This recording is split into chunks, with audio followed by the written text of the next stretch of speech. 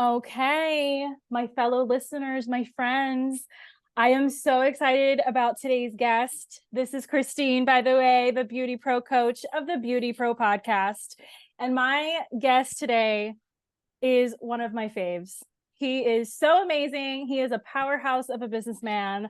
He is an amazing creator behind the chair. And I want you to welcome Mr. Paul Wolfgang. Hi, everybody. How are I'm you, so Paul? good. I'm really glad to be here. I think this is actually a really cool thing that you're doing. This is exciting. I think more people should talk about the things that you're talking about. So this is great. Oh, thank you. So, really quickly, I have always known you as Wolfgang, like hmm forever. And then I looked at your Instagram and it says Paul. So, who are you really? Well, Wolfgang is, I was named after my grandfather. So it's my mom's dad is Wolfgang. It's actually a pretty common name in Germany.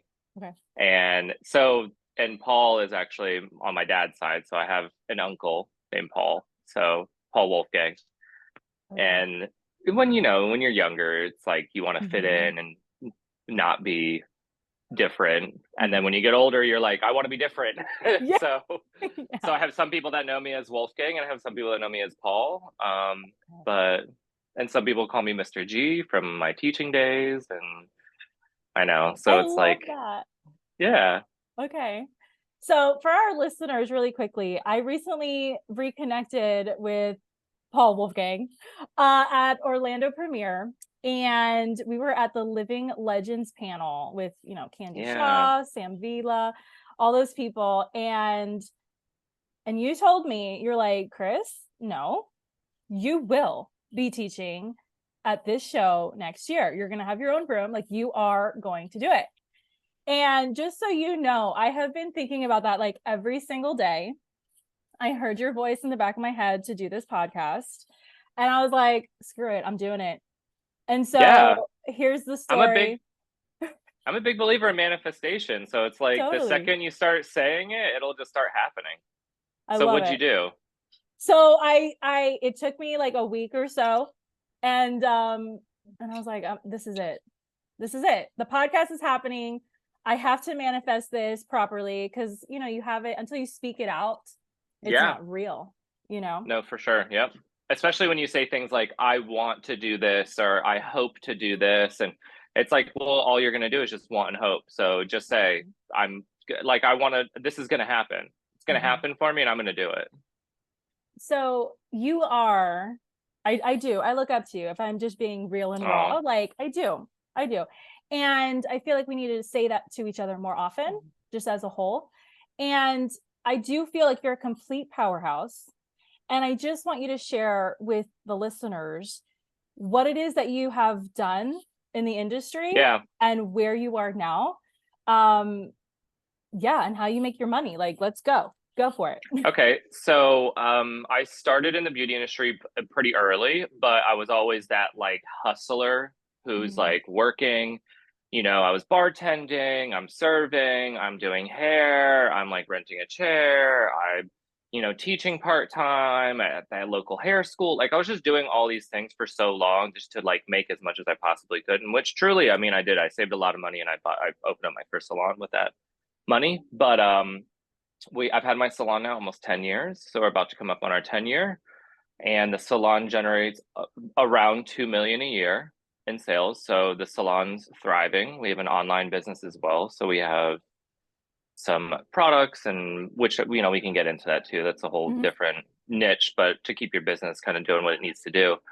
And then also we have some partnerships with brands for extensions and color. And then we also have a cosmetology school that we just opened a couple months ago. And that took about 3 years. So it took 3 years of building to get to that point. And the school were licensed to certify for the state of Florida, so cosmetologists and barbers. And then we also do advanced courses too. So I know you've seen some of our advanced courses that we teach, which those are so much fun. And kind of just living my best life now. So, I love you know, that. and we have a big partnership coming up with the school that I can't really talk about, but I can talk about, the gist of, which I'm really excited about. So that'll happen too, starting next year. So we have a lot of big things happening, and I have a team of 20 I do coaching, business coaching with salon owners. I only take on 5 salon owners at a time. So I have my fingers in many pies.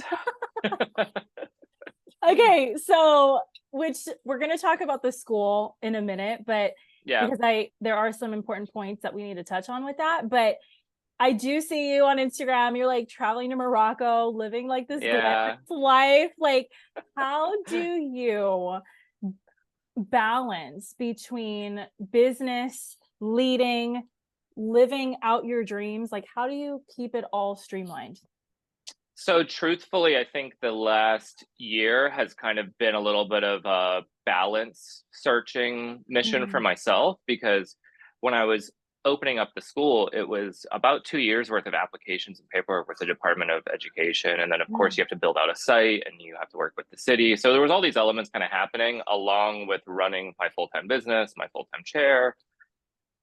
There was a lot of stress involved with that, and I kept sacrificing a lot of things. Like I was like, I'm not gonna go on vacation until this is done, and I'm not gonna treat myself to this until this is done. And I kept doing that to myself, and I realized that it was actually hurting my business more than anything, because it was kind of wearing me down. And in order for my business to do the best it can be, I have to be the best that I can be. So like one of the things that I've really had like an epiphany on was like, for me, I need my next vacation planned before the end of my vacation. So like my next trip is already planned. That way I have something to look forward to. I love that. Yeah. When you work hard for stuff, you have to have that reminder of like what it is you're working for. And like family and friends and kids and on stuff like that is great, but like we all need to figure out what that thing is that's going to help us like wake up and be like, I got to work hard and this is how I do it. But I do have a great support staff, so I am not just leaving. So, I'm not leaving like a toddler at the mall. When I go out of town, I have leaders that are in place. We have operation manager, and the team is trained. So, they know what to. If your team can't operate without you, then you work for the business, and that's not the way to do it. And that's how I used to do it. Yeah. Call me day and night, whatever you guys need. And that's not the right way to do things. Yeah, it's not good. So balance has been really hard. Okay, so you do believe in balance, because I know some people are like, definitely. that doesn't even exist. Well, I think it's like when people think about balance, they think like, okay, this is what I need to do to get balanced, and then I'm good. And it's like, well, no, that's just going to balance you out right now. So then in a couple of months, your balance you need to realign again. I do kind of feel like if your home life is suffering and your business is thriving, you just need to realign, and then vice versa, and you just got to keep adjusting until I think the people out there that are like, they think there's some formula to balance. I think that they're just going to be disappointed forever, because there's never going to be that time where you're like, everything is perfect, all my boxes are checked. Like, no, that's not a thing. No. It's like we're always checking boxes, and we're like, shit, I forgot this one box, or I haven't talked to my grandma in a couple of weeks, let me give her a call, something silly like that. But it's like, it's real, we can't really balance everything, it's not possible. Right. The human experience. Yeah. So I feel like the act of balancing is what it is. We're always balancing, but I don't think we'll ever really be perfectly balanced, is probably the better way. That's probably better. Yeah. Yeah. All right. So as an owner, as a leader, right, what systems would you say are like crucial for your business to even function while you're away? I think number one, if you're not already doing sit downs regularly with your team, whether you call them coaching sessions or reviews or however you want to look at it, I feel like if that's not happening, then you're set up for a disaster no matter what. So I sit down with every team member at least every 6 weeks. I treat it like a haircut, so it's kind of like, by that time, I don't want you to get overgrown and unmanaged. So that's what we need to do. And not every sit down is like, this is what you're doing wrong. A lot of times, honestly, now in my career and where my path is, 90% of the teammates, when we sit down, it's all accomplishments at this point. So it makes it to where it's like, hey, I know that, I'm not going to be here these dates. And while I'm gone, could you please make sure that you're managing this part of whatever you need to manage? and have it set up that way. The team knows who to go to for things, you know, because the worst thing that you can do for your little chickies in the salon is to leave and then they feel like they needed you. So it's better to have them have someone else. I think also the other thing too is to create a culture where your team understands that you also are human, and that you're not living and breathing at the salon and in your business. You have to still go home and you have to, like, you know, cook dinner and go grocery shopping and go to the gym and go on vacation. Like, these are all things that we have to do. And, you know, once you create that in your culture, I think your team will actually respect you. And when you're like, yeah, you know, I'm out of town, they're not going to call you for the little stuff. Right. You know, if the building's burning down, yeah, you know, shoot me a text. But but if it's not that, leave me alone, please and thank you. Yeah. and not even in a mean way, you know. But that's, I think some bosses are like, I'm out of town, don't message me, nothing. I'm not, you know. It's more like, no, your team needs to know that they have support through someone who's there. Yeah. Totally. And that's what's important. Like, I want to be able to say to somebody who's calling me, like, you know, have you talked to XYZ? Like, you know, are you coming to me first? Like, let me redirect you. I'm not there, so please go to this person. They're your support right now. And honestly, I love coming home and hearing teammates be like, you know, oh, we missed you. But it's like, you know, it's that forever thing with like a really good boss. It's like they love it when you leave, but they love it when you come back. Yeah. Oh my God, let me just catch you up on everything that happened. Yeah. So it's kind of like, you know, I think it's one of those things that, like, a lot of business owners, not just hair salons, every kind of business owner, they're so petrified to leave their business. And I've even, like, talked to people that are like, yeah, I closed. I'm like, I'm like, oh my God, I could not imagine working for you, and I have to plan my vacations around your vacations now. Like, what? Yeah. So I think that there's, you know, there's definitely some systems that you can bring into your business that make you feel good when you do leave. So you have a salon. The salon is also a spa, or it offers spa services? So we're not fully a spa, but we do offer clinical skin treatments. Okay. So I would consider like fully spa with, you have massage and nails and stuff like that, and we don't offer those services. Okay. And then you have a school. We have a school, and we offer cosmetology and barbering. Okay. So then these are like all of your successes, I feel. But what have been some of the things that you've had to overcome to get to this point?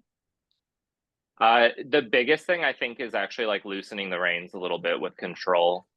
You know, I talked to some salon owners, and the shit that we like want to control is non-income producing, and it's like, let it go. You know, like,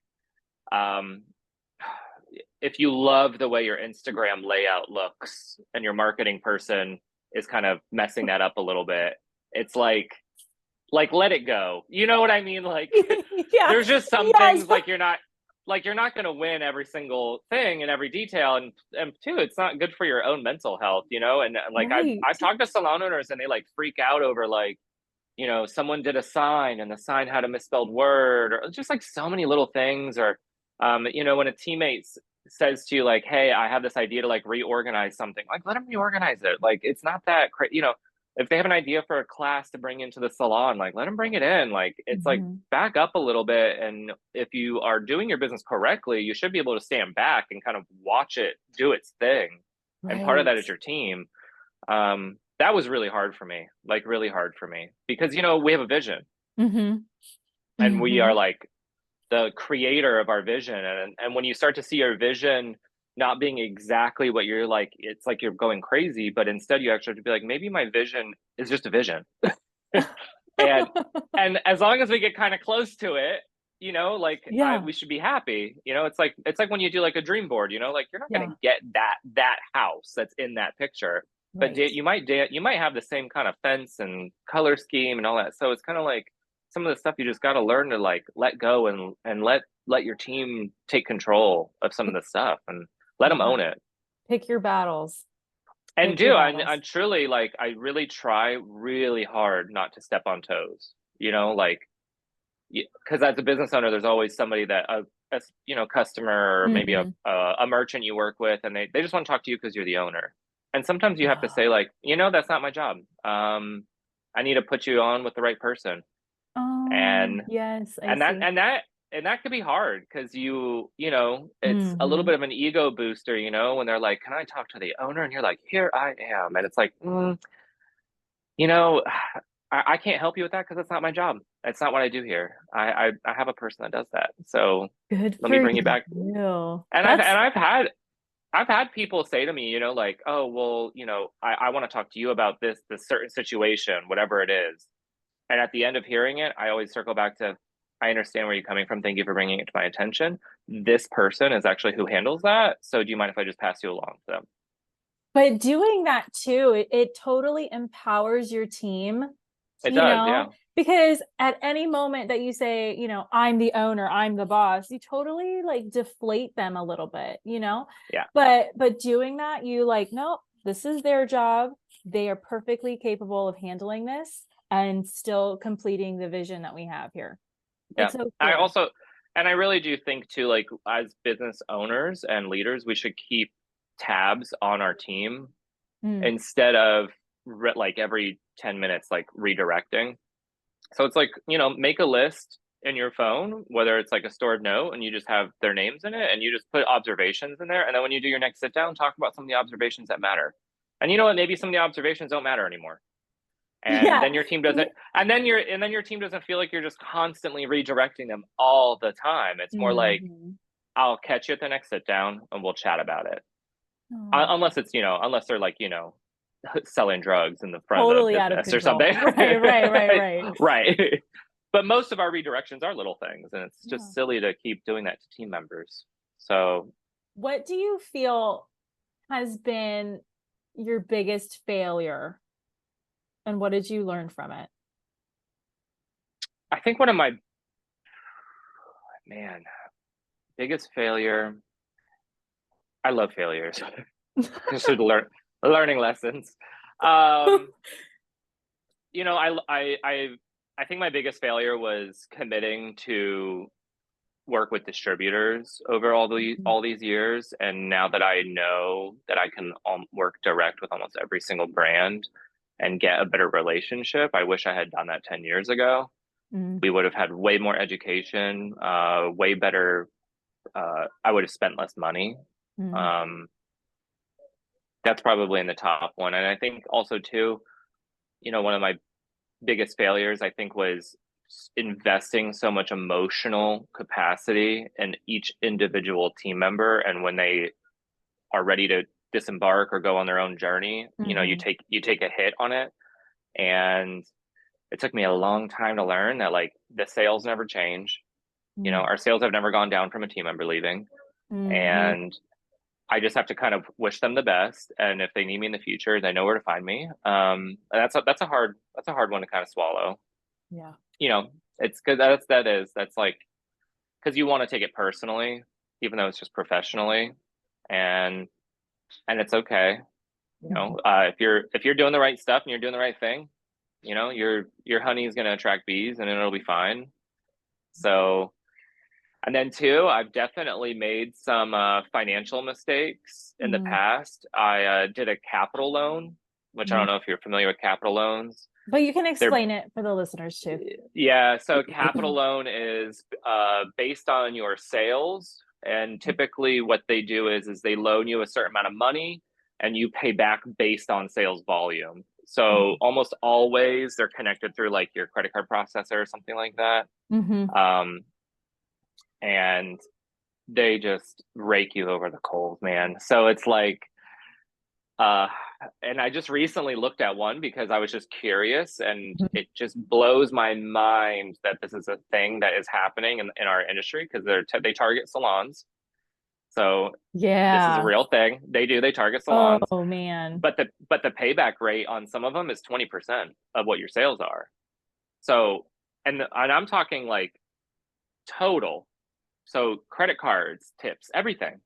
Because if it goes through a credit card terminal, that's what you're paying back. And I did one of those loans to pay for a remodel Mm-hmm. for the school. So I Mm-hmm. was like, I'm going to do a loan through my business. I'm going to do this to pay Mm-hmm. for the school. And I think on like $100,000, I ended up paying back like 140. And then not just that, the rate at which I was paying it back at was like sometimes $26,000 a month. Oh Because, my God.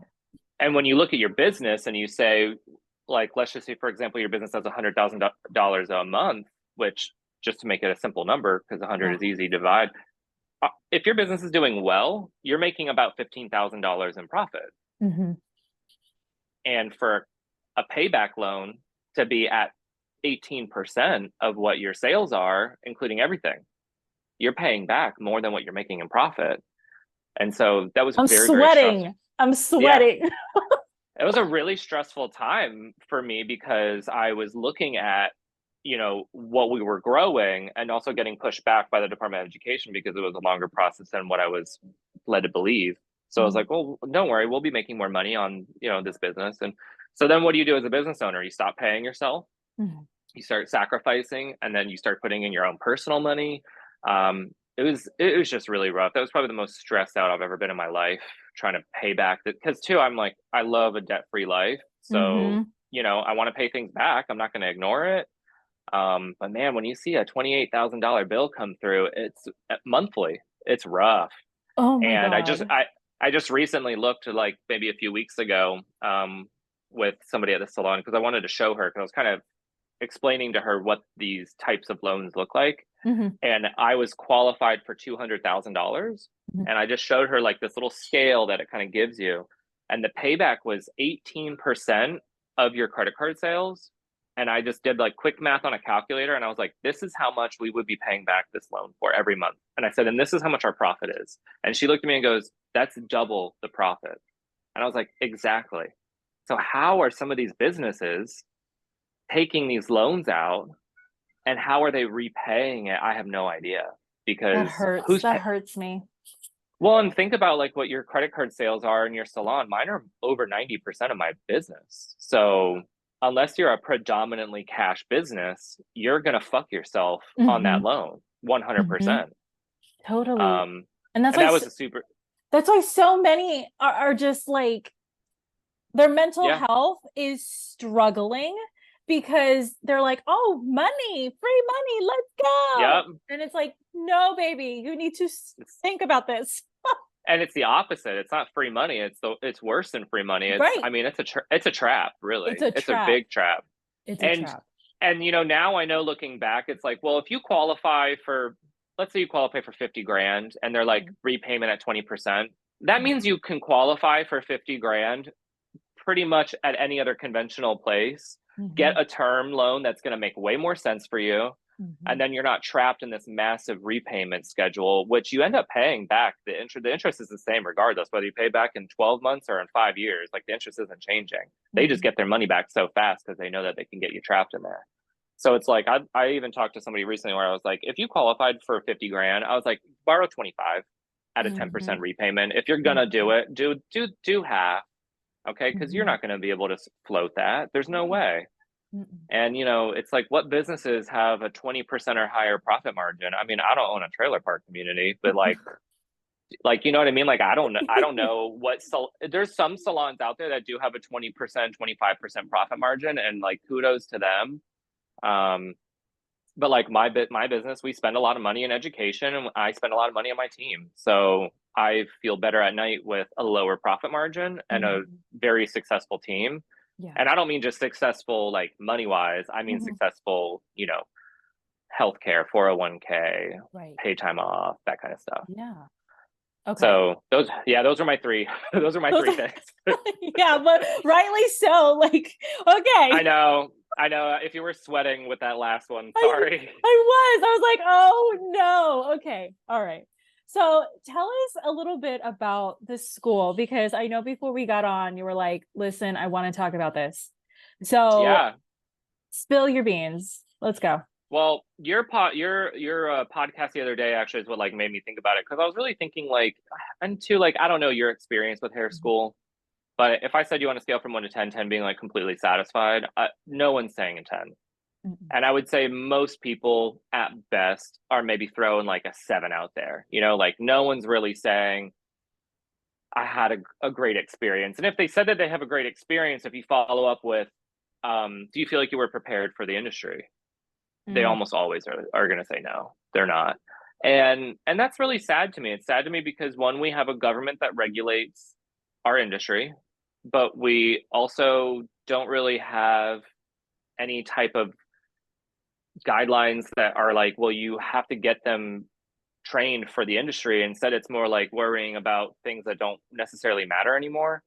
And I'll just kind of like give you like and so when we opened the school, this is pretty much where my brain was at. I was like, I want a school where we're treating it like a business. So the students are our customers. And when they leave, I want them to be 5-star satisfied. Like I want them to leave being like, I learned what I needed to learn.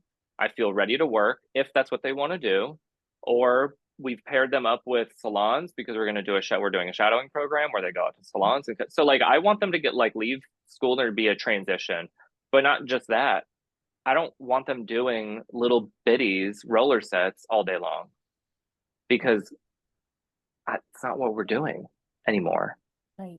So it's crazy when we really think about it. It's like we're teaching them a completely different subcategory of the industry. We're teaching them about beauty school services and not the actual beauty salon services. So Right. to me, it's a wildly different. And since we started our program, we've realized you can totally fast track people. Like we have a group that's 5 weeks in and they're cutting and foiling and like they're just jumping into it, man. And it's like why are we spending so much time on stupid shit that doesn't matter anymore? Mhm. Yeah. Um, and we created an a la carte system. So it's like if you want to do extensions, you can come to our extension training. If you want to be more advanced precision cutting, if you want to learn Vidal Sassoon, London style, or if you want to do French cutting, if you like whatever you want to, like whatever is like really speaking to your soul, like that's what we want. We want people to leave and be like, I got everything I wanted, plus I can go back for more if I have anything else I want to learn. Mhm. And that's just like not happening. Like I talk to salon owners or school owners all the time, and it's like they're so out of touch with it Uh-huh. that they and it's almost, I hate to say like a brainwash thing, but like I even Mm. recently talked to a girl that runs a salon down in West Palm, and she was like, can you believe these young people coming in and they don't even know how to do a perm? And I'm like, yeah, I can believe it because I've done one perm in the last year. So like to me it's like, yeah, absolutely can believe it. I think it's ridiculous that we think that they have to come in and know how to do finger waves like a pro.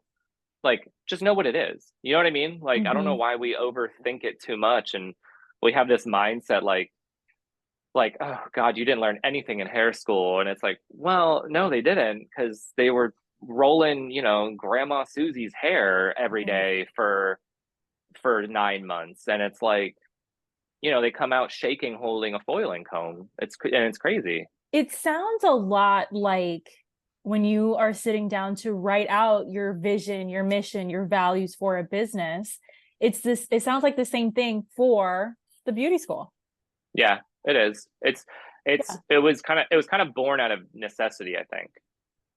So Okay. so I so I taught at a local school for Mhm. 7 years, Yeah. and it was like I found it very rewarding because I worked at a private school before that, Mhm. and I was like, I don't think school should cost $26,000. Like I was like, I just think that that's crazy. Um That love was that more, there's that's more than my university education. Okay. Let me but it's just crazy that put that's a it out lot there. of money. Yeah, no And kidding. I was like, so when I worked for the local community college, I was like, yeah, $3,000 for you to go to hair school. I was like, I totally support that. Mhm. Like, I want people to be able to go. But then when I went from one end to the complete opposite end, and then I Right. realized our budget was $16,000 for the whole year for products, and I was like, this is impossible. And then I realized that too many people were just kind of in that routine, and they're like, yeah, but this is what it is, like this is all we have. And I'm like, no, it can be different, like we can do this different. So like I was like, we need to go in the middle.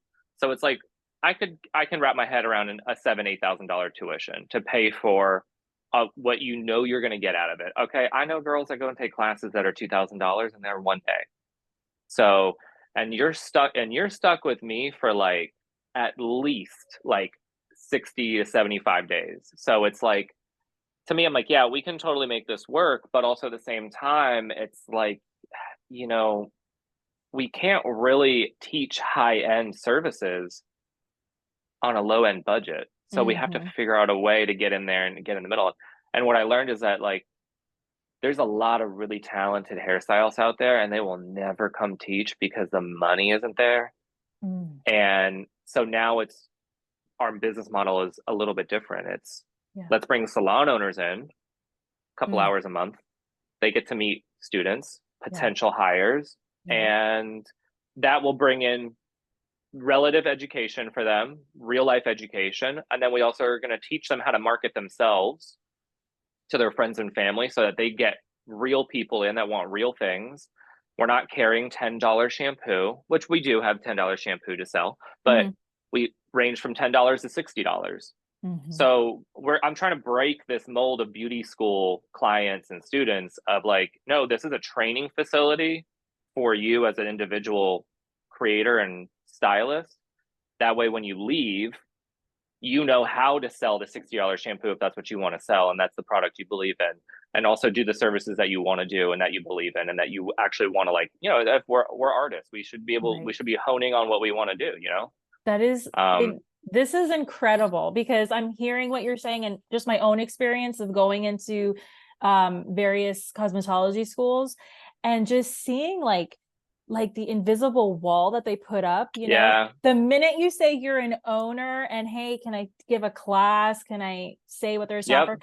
There's an immediate, like, you know, like, and you know what, a hex on and you. you know what's crazy that you say that, because I actually just spoke to someone with a very large company and all of their corporate schools that they have. She said that they don't allow any outside education to come in because of a couple of situations that have happened. And it was like one of those things where I'm like, so you're hurting so many people from getting outside education because of a few salon owners that maybe came in and started to poach or do whatever they wanted. I don't know what it was, but it's like, who cares?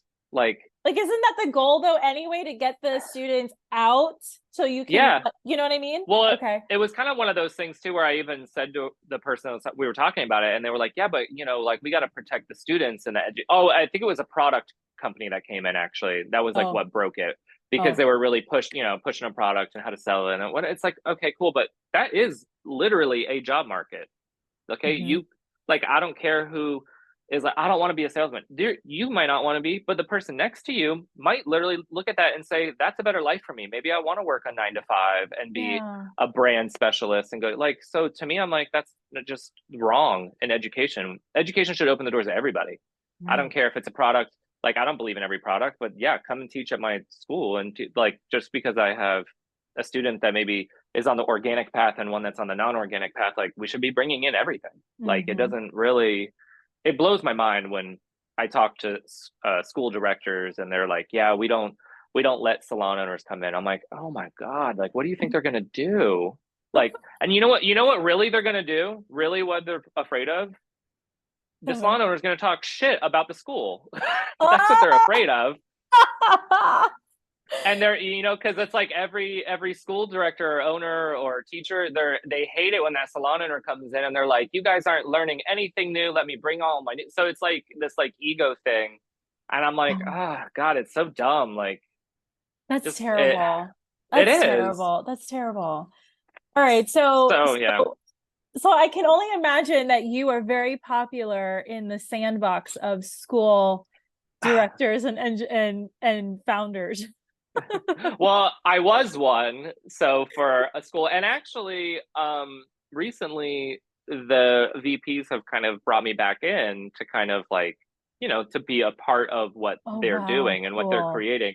So I think there are people out there now that are kind of opening up their eyes to like, okay, yeah, what we were doing or what we are doing isn't really working. We need to make some shifts.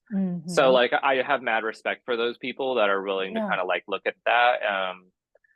But I also too know that there's some that they just must hate me. They must. Because too, like, I'm the person at the Department of Education meetings that are going to stand up and I'm going to say that's, you know, this is ridiculous. Like, you know, you guys. But it's good. It's good. Disrupt it. Disrupt that thing. It's a broken system. Yeah. Disrupt it. I'm all for it. So I think it would be safe to say that I know there's a craze right now in the industry where they want to deregulate, take Yeah, away our it's actually license. happening. It's already happened actually. So I don't know if you So even know that in Florida it's lower hours now. I can't. Oh my God. Okay. But what do you think about that? Are you for that? Are you against that? So here's and I'm gonna and I actually think that you're gonna agree with me when I'm done saying this, but you're not gonna agree with me at the beginning. Okay, Okay. Okay. I'm for deregulation Mhm. with a plan. Okay. So I am absolutely 100% backed on lowering the hours Okay. as long as it's being replaced by maybe an apprenticeship system or something like that. So Mm. that way students can potentially go into salons and find mentors and work with them, but the salons that do this are going to have to get licenses in order to do that. So Mm. I am for deregulation in the idea that what we're doing now just needs to be changed, but I'm not for it if all they're doing is just cutting hours. I'm not for that. And I'll tell you why. I think that most people coming out of hair school are undertrained, Mhm. most. Mhm. So to lessen something where they're already coming out undertrained is just wild to me. But I also think that an hour system is ridiculous because I have students that are banging out haircuts in 45 minutes, and then I have some that are doing it in 3 hours. So we know the hour system doesn't work. And so I don't think that there's a perfect solution, but I do think that if we're going to deregulate something, we need to deregulate, but give it into the hands of the industry. Yeah. Who better to teach truck driving than a truck driver or a truck driving company, right? It's So it's like, bringing back the old system of the apprenticeship. yeah, yeah. And I mean, and truly, not to dog on a tattoo artist because I have a lot of friends that are tattoo artists and they're Mhm. incredible artists, but they don't have to do anything close to what we have to do, and they're dealing with Blood. blood. And most of the time, they just have to go to their local health department and they just have to pay the fee and get their license and work under, a tattoo shop. So they just have to do like an HIV training thing or like a blood Mhm. pathogen. So it's like, we have some industries that are just like not even regulated at all, basically. And Mhm. then we have us who it's like, yeah, you want to cut hair, you need to go to school for a whole year and you need to spend $30,000 and you can't work your 9 to 5 and forget your kids and you're not allowed to Mhm. take time off and you can't make a flexible schedule and know the Mhm. book only comes in English. Like it's all these Yeah. different little things and we keep like Yeah. pinholing it. Yeah. So it's like so the deregulation thing I'm a little bit like, yeah, with a plan, but With a it kind plan. of seems like in Florida there's not a plan. So It's like weird everywhere. I don't even, it but I, is. I, I do, I do believe in the strengthening of the apprenticeship because as creatives, we learn best hands-on. Like we need to Yeah. see it. Don't talk Yeah. at me, talk with me, be with me, guide me, show me. So Well, I'm and I think I'm for too, that. like you've trained people, so Mhm. you understand that if they know nothing, it's a long process. If they know Mhm. foundation, Yes. it's actually fantastic. But Mhm. if they know how to do something wrong for too long, now Uh-huh. we have to go in reverse. Oh my God, it's so much harder. I can't tell you how many times I've had someone start working for me and I'm like, you've been doing hair for 8 years and I got to reteach you how to cut or something like that. And it takes them 2 years to get into the job, like of doing it the right way. But then Mhm. I get a brand new student and you show them the right way or the right ways to do things. Mhm. And they're just thriving so Yeah. quickly.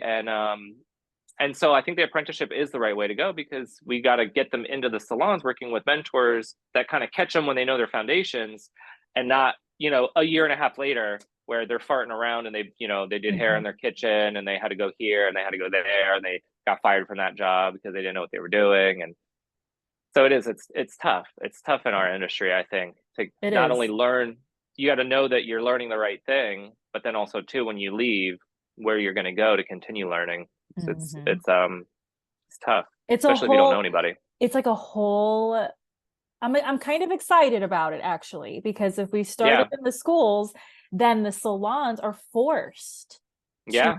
change to meet the standard. the new standard. Well, and think about that too, because it's like, well, if everybody is making high-end champagne, it just means the prices of champagne are going to go up. So it's the same thing. If we elevate our industry and people are coming out learning more, knowing how to do things more, we're going to get clients that are way more satisfied with services. You're not coming in with any of those like red flag scarred people who sit down in your chair and they're like, don't use a razor, don't use thinning shears, and I want highlights without bleach because this one girl fried my hair off. You know, it's like we're going to see less and less of that. We're going to see more professionals. We're going to see prices stay more level, and you know, it's only going to make the industry better. Yeah. It's only going to make it better. It can't make it worse. So here's a fun question. Mm-hmm. What insult have you gotten that you're just so proud of? Oh God. Well, confession, I don't really manage my social media. So Okay. I pop into it every now and then. But my marketing person has actually like shown me some of the things that people have said that she's had to hide. And is this like your personal one or this is the salon? Well, she does both because my personal is a little bit professional. So, Okay. you know, Okay. but not it's more on the salon because, you know, some people think like, because my salon is big. So like, it's like they forget that I'm still a real person who owns it. Like, I'm not just like, do you know what I mean? Like, I'm not Yes. L'Oreal. Like, I'm a real human. Yeah. Yes, So, I get it. So, you know, I've had I think my favorite thing that someone thinks is gonna hurt, but it never does, is your prices are too high. Oh, You I know, love that one. I love that one. your prices too high to me are just I don't want to say it's a compliment, but like it just says to me like, You're well, doing it right. the filter has worked. Right. Right. And you know, it's like in a perfect world, like yeah, I'd love to be able to do everybody's hair, but that's not really how it's going to be. And you know, we should be treating our clientele like you know, supply and demand. My prices are high. They just are. It's just the way it is. Like the sky is blue and the grass is green. Yeah. Okay.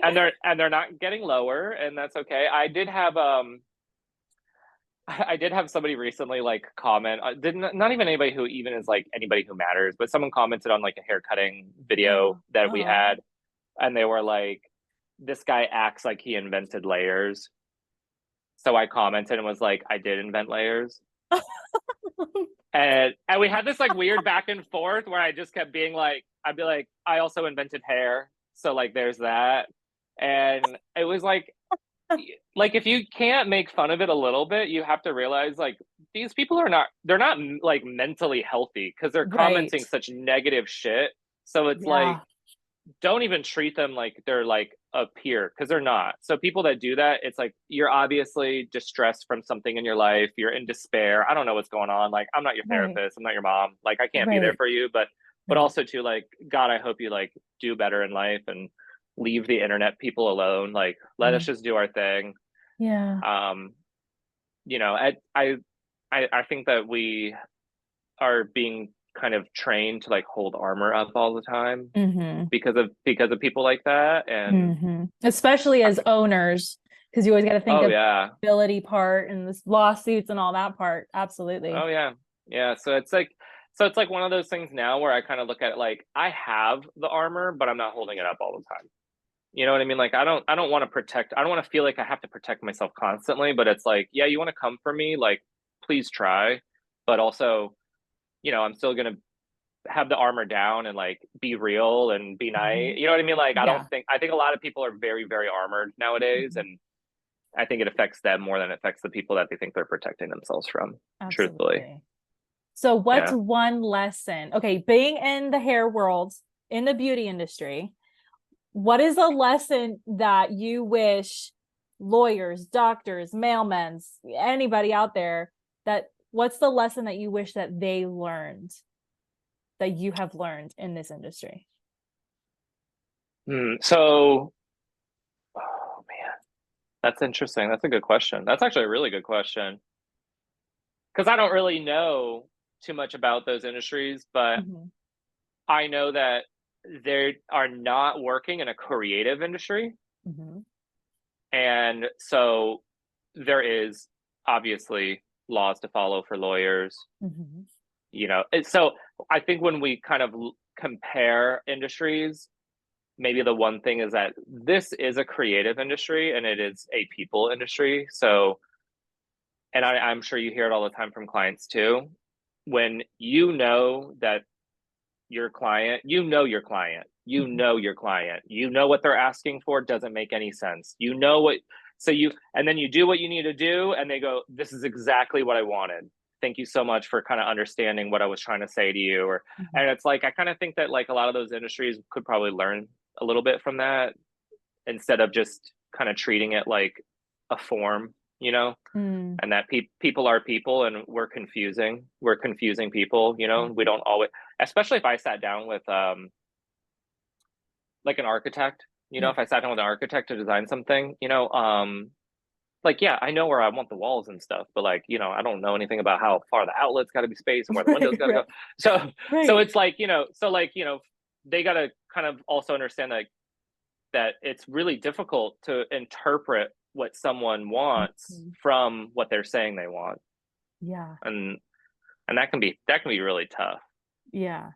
Tell me about it. But yeah, I know. And So, too, like I'm a firm believer in like you can't make everyone happy, mm. but the ones that you can't make happy are usually because no one can make them happy. So with being in the industry, it's all about relationships. It's a very intimate space that we Yeah. live every day. How do you nourish or manage or have relationships outside of the salon when they don't really know what you do? So, I think I'm one of those rare breeds where most people that I know outside the salon either come to my salon or they're one of my guests. I know a lot of people that they're like, it's crazy how many people, that come to your business. And I was like, well, I'm proud of my business. Mm-hmm. I'm proud of my work. So I'm never going to be the person that says to somebody like, oh, I don't mix personal and professional, Mm, because I know what I'm offering is good, like right. I know our muffins taste good. You know what I mean? Like, so come have a muffin is basically what I'm saying. But I do know that there's some people that can't afford our muffins. So, and I've had a couple of people that, it's like the I wish you could do my hair, but I can't afford you kind of thing, like in my life. And it's like, What do you tell I'm those like, well, people? What do you tell those when, people? whenever you can afford it, let me know. Good for you. I'd be like, oh, you're missing out on some good muffins, I baby. I know. I just say You know, thank you. like, Like, it's a big compliment, right? They're like, I wish yeah. I could come to you. I just can't afford it. And I know that that's like a conditioned kind of thing in people to Mm, say stuff like yeah. that, because then you go, oh, well, what do you want done? And now we're doing a console, and Oh, I'm not doing that. no, I try to no. teach, actually, I try to teach all of my assistants when they first train under me that when you're out and someone comes up to you and they say, you're a hairdresser, right? Because that's going to happen. Mm-hmm. Because it's going to be the 15th time that they've seen you, and they know that you're a hairstylist because their friend over there said, oh, that's Krystine, she's a hairstylist. And so like, it's going to happen. And I'm like, when that happens and they say stuff like, what would you do with my hair? I'd say, I'd love to do your hair and I'd love to talk to you about it. First, I would make an appointment. That's the Mm, first thing that I would do. And yes. no, but like, what would you do? I would make an appointment so we can talk about it. I because I'm love that. I because love I'm it. at dinner, I'm with my friends, I'm with my family, and I don't want to disrespect their time by doing a business transaction over here. So make an appointment. I love that throughout our call today, you, without even saying it, you are embodying and living boundaries, healthy mental state, doing what you need, manifesting, doing what you need to do with the limited amount of days you have, on this Yeah. earth, right? You're not wasting time, but you're being respectful of your guests, your team, your students, your family, your friends. You know what I mean? And I think Yeah. that's just so beautiful. I don't think boundaries have to be mean. I think a lot of people No. interpret boundaries as mean. You know what I mean? Yeah. Like you talk to people and they're like, I'm putting up boundaries. And you're like, Yeah. well, girl, like you don't need to be fierce. Just like you still Just do want it. clients. Yeah. Like I still want to do the person's hair that approached me at dinner. I just don't want to talk about it at dinner. Mhm. And I think that a lot of people are like, well, how do you have that conversation? And it's like, well, it takes practice. It does, Mhm. but also Mhm. too, you won't get every single one of them. And you know what? That's fine because the ones that don't book that appointment with you, they don't value your time anyway. Exactly. You know? Exactly. You see that? Yeah. And there's Yeah. ones that have there's I've had people say to me, they're like, I love that you said that to me, like, out. I'm sorry I did that to you. It's like, no, no, no, girl. Like the fact you're apologizing to me just means that you're the perfect client for me. Because you and I are on the Aw. same page. You know what I mean? Like Yeah. so so it's like I value my clients' time as well. You know, I've Mhm. maybe had 2 or 3 days in my whole career that I've had to reschedule because of something happened. Yeah, I And see. it's like I value their time just like I expect them to value my time. I think a lot of people put up boundaries, Mhm. but they also don't have the like the devotion to like you're putting up boundaries, but you're also kind of a mess. So it's Yes. like, do you know Yes. what I mean? Like Yes. people I that know are what you're like, saying. yeah, they're like, I'm enforcing a cancellation policy. And it's like, good for you. And then they're like, but I did have to cancel all my appointments yesterday because I had a nail appointment I forgot about that I had to go to. Or like, you know, I woke up hungover, so I had to move my girl in the morning. And it's like, listen, like, I'm proud of you for understanding that you need some of those boundaries, but I also think too, like, you don't even deserve boundaries because you're not even devoted to what you're supposed to be doing. So Mhm. I think we all need to kind of like really like wake up to that a little bit. Like, Yeah. you know, you can't get mad about stuff that you kind of ask for in your life. Thank you. Thank you. Yeah. So I know time is coming to a close, but we didn't really talk too much about your coaching and the, Okay. Yeah. I guess, like the protocol of like how you even get your clients, how your filtering system, what you do to advertise that out. Just Yeah. share really quickly your coaching business, really. So I would say a few months ago, I had somebody say to me, like, how come you don't tell people about coaching? And I was like, Uh-huh. well, I tell people. I said, I just don't have it on my website. I don't have Mm. you know, my Instagram doesn't say like business coach or anything like Right. that. I have a big Rolodex of people that I know. Mhm. So it is helpful for me that I don't have to do that. Mhm. I always have one salon owner like ready to sign up. So like right now I have two. Mhm. So as soon as I have openings, then I have an opening right now, so I'll have one on the back burner. Mhm. But essentially, like my approach to what I do is so organic. Like it's, you know, we start with just 6 calls. The Mhm. 6 calls have categories, and we basically target those categories with the person. And what I've learned from coaching is I personally don't like being told what to do. Mhm. I like more of a conversation like me and you are having Right. because it helps kind of spark innovation or maybe helps me get through whatever kind of little hump I'm having. Like I know how to run a business. I don't need basic coaching. So for someone to be like, you need this, you need that, you need that, like I Mhm. don't want that. I don't even want those people to coach. You know, I want people like me and you that are like, they don't have business partners, so they want to bounce ideas off of somebody, or like, you know, maybe they're having like a staff issue and they want to kind of talk to somebody that's been through it. So Mhm. I want to say it's like almost like a combo of like Okay. therapy and like Yeah. coaching Yeah. because sometimes I get like a message, you know, from someone I'm coaching and they're like, hey, like this is really pissing me off about this person Yeah. or this thing or that thing. And it's like, hey, I'm here for you. And of course we talk about numbers and we talk about, you know, Mhm. taking our emotions out of things. And I'm sure, you know, you're on that same wavelength. You know, Yeah. we need to put our emotions into things that deserve emotions, and we need to take them out of things that don't deserve emotion. Yes. Yes. So, you know, so the coaching process for me is more of a passion project, I think, than it Yeah. is really like a big lucrative full-time gig. I don't have time. I just don't have the time to devote to more than that. So, Right. and 10 calls a month is a lot. So, Yeah. you know, Yeah. so when I hit 5, I realized I was like, oh, I cannot do more than this. You Mm-mm. know, I was like, this is a lot. And sometimes my calls are not 90 minutes. They're 120 or, you Yeah. know, Yeah. or Yeah. Yeah. longer, depending on Right. what topic we're in. Um, but I think nowadays, like, you know, when you went to Premiere, you go to any of these big hair shows, and it's like the coaching industry is like exploded over the last couple of years.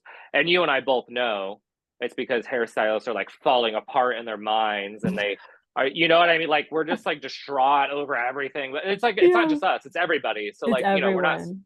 we're not special. Like we're all kind of going through it. But salon owners are targeted because they have money.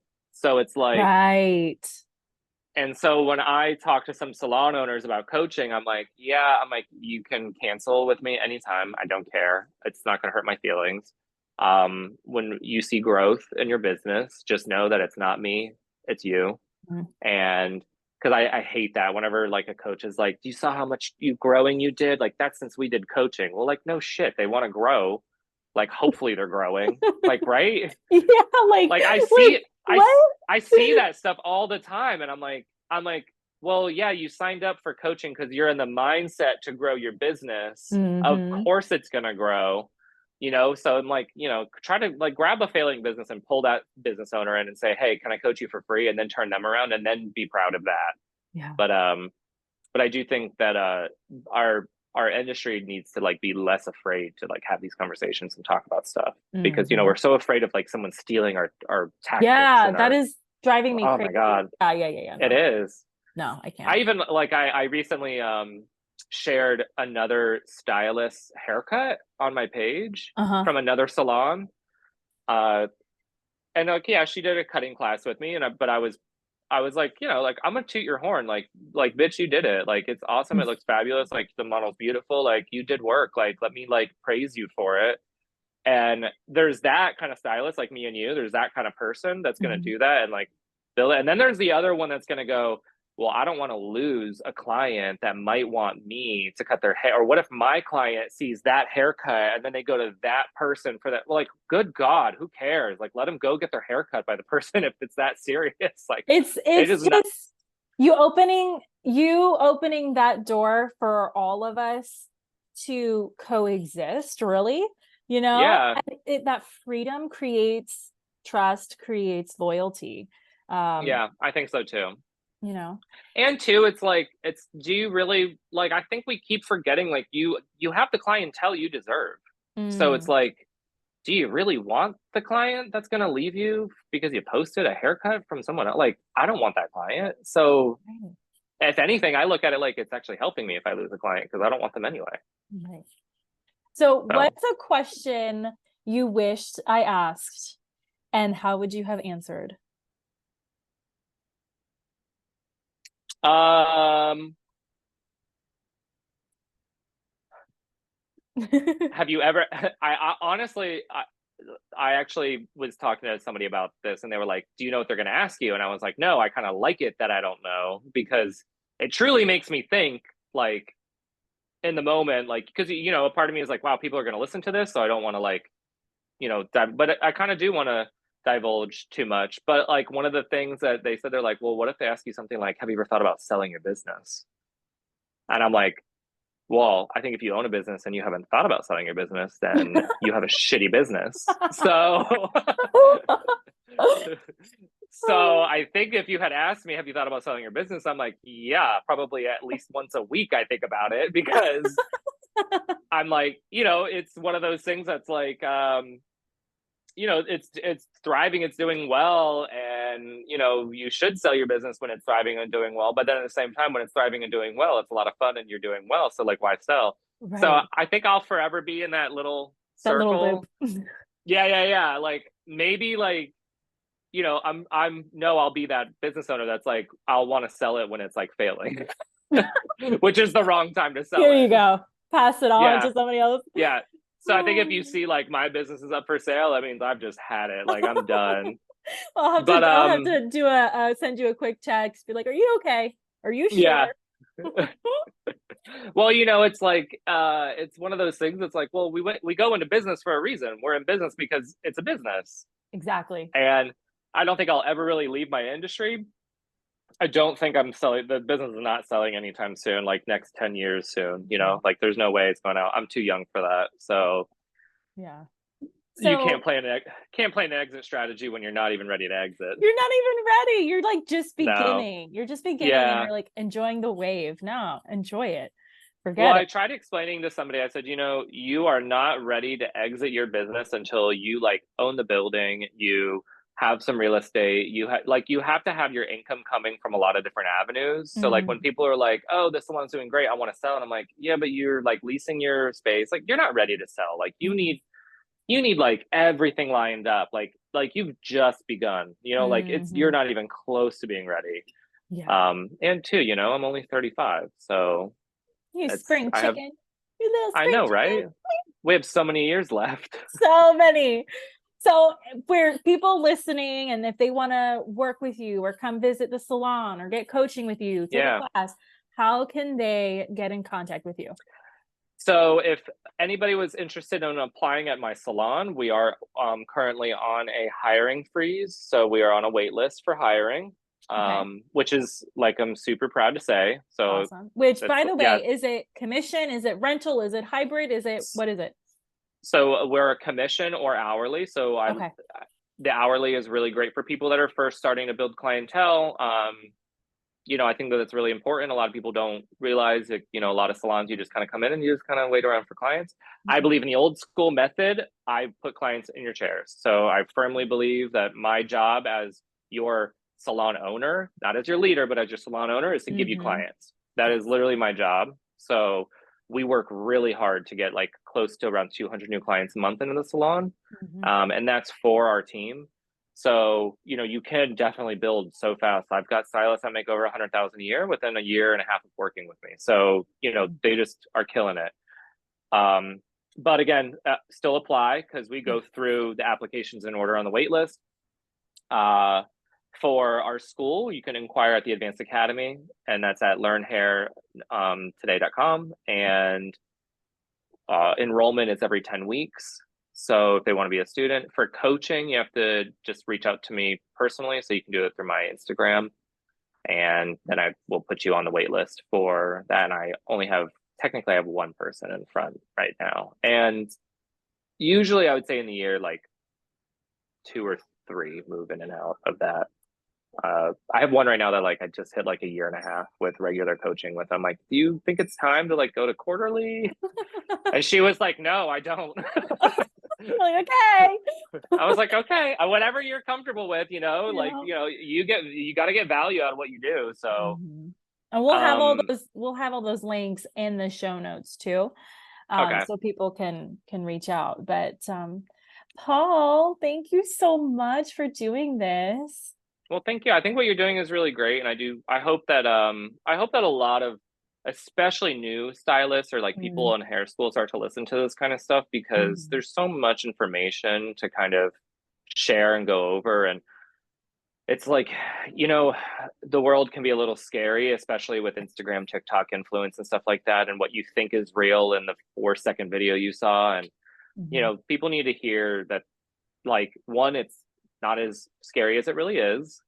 And, we're still people. And, mhm. these conversations you're having are real. And, I love seeing that people in our industry are not like giving up on our industry. There's Right. still a lot of really good, passionate people out there. And Yeah. yeah, I just love it.